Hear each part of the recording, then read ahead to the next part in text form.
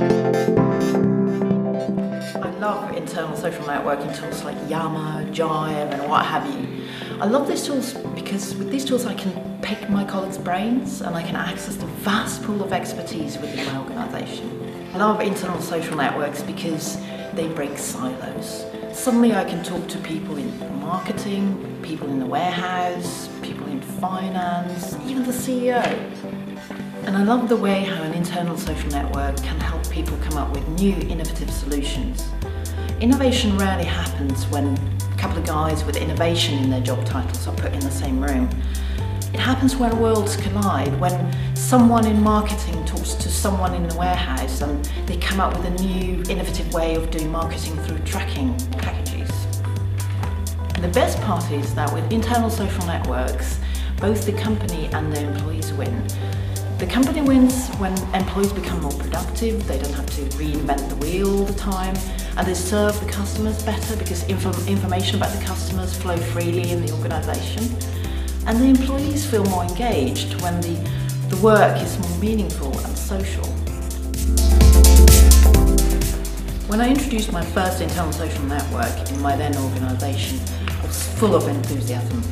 I was responsible for internal communications, among other things, and one of the first things I did in that organisation was an employee survey. And in order to kind of find out how well we communicated internally. The results were shocking. 90% of the staff were unhappy how information was shared or not shared in the organisation. We seem to suffer from information overload and information famine at the same time.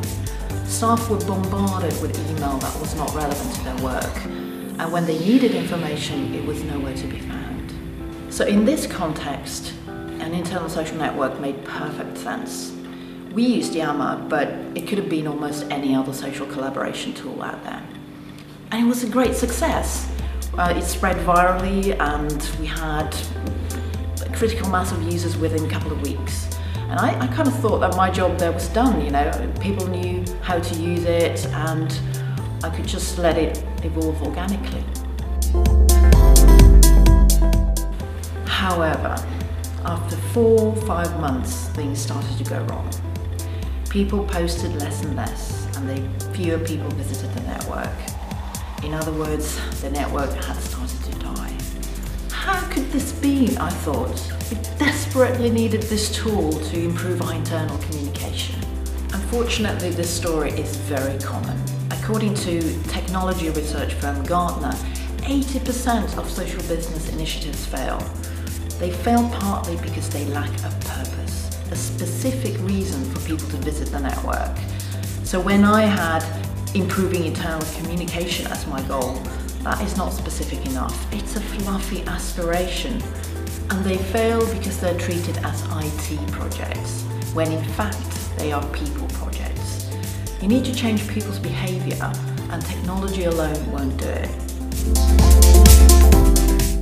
Fortunately, things don't have to end up this badly.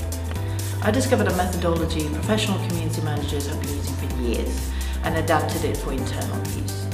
I used it to rescue our internal social network from the brink of death, and I'm pretty sure you could make use of it too.